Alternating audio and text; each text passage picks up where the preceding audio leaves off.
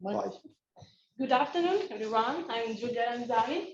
I'm a student in forest science, and I'm going to talk about you about plant distribution, natural Albarella vegetation structure. Recording in progress. In Alba Research, we investigate how to use green areas as a carbon sink. So we formulated this hypothesis.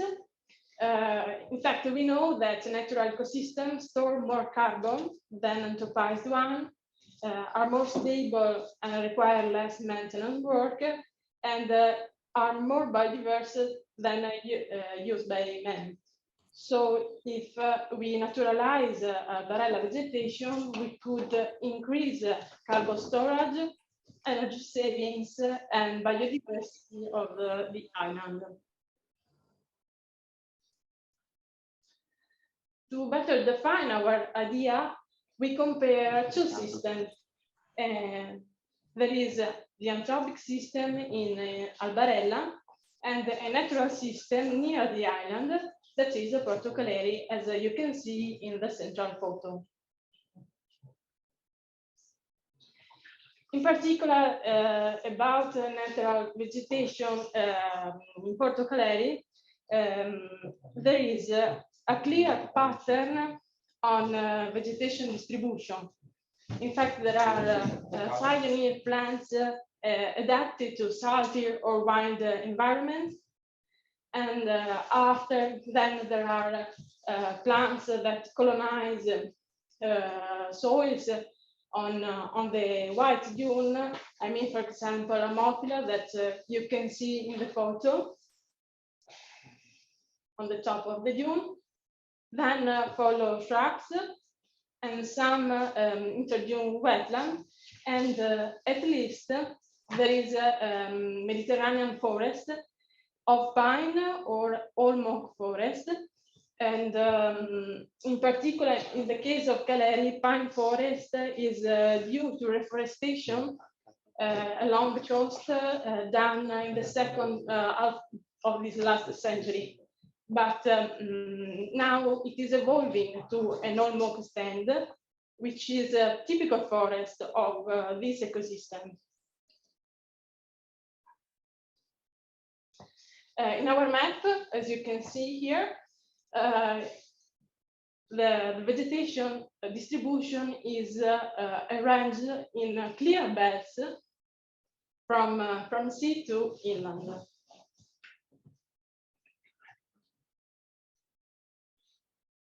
And about vertical structure, there are three main layers well defined. As you can see, there is a tree layer with split into two layers. I mean, canopy layer, where there is an even-age maritime pine stand, and the understory layer with the oak forest. In the shrub layer, there are Mediterranean shrub species such as Juniperus or Philirea, but the distribution is random. And at least in the herb layer, there is a random distribution on dunes or continuous coverage on grassland. Now we move to Albarella. And in Albarella, the distribution is quite different. You can see vegetation is not in belts, but rather the regular spots due to human action, and it seems to be a mosaic. So in this figure, you can see vegetation as we defined. We didn't use a taxonomic classification, but we use characteristics that you can easily see when you look at the vegetation. For example, lawn, meadow, wood with dominant conifer or decidual, and water like ponds. And vertical structure reflects exactly the variety and fragmentation of the horizontal structure. So in the tree layer, there are many types of vegetation systems, for example, rows, single trees like the poplar, or clusters, for example, clusters of pine. And in some points, there are regular stand extraction due to reforestation. In the shrub layer, there is a random distribution, in particular Mediterranean bush. You can find in some areas near, for example, the beach or in the golf course. And there is a particular linear distribution of an artificial reed that separate the beach from houses. At least there is a herb layer with turf, private garden, golf course, or semi-natural areas as on the dunes. And at least there is a particular group of plants with exclusive ornamental function, for example, flower beds or edges, or some aquatic plants in the ponds.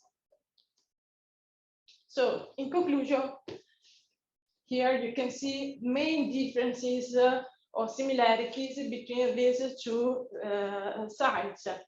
But we find that in terms of number of species between Albarella and CALERI, it seems to don't appear significant differences between two sites. Another important part of our research is vegetation is organic carbon in vegetation. So we estimate carbon content in annual growth ring in trees and dry mass for herbaceous species. So we defined 12 anthroposystems that we reported in the map and in our model that my colleagues are going to present you soon. But unfortunately, this system requires intervention to keep them in balance.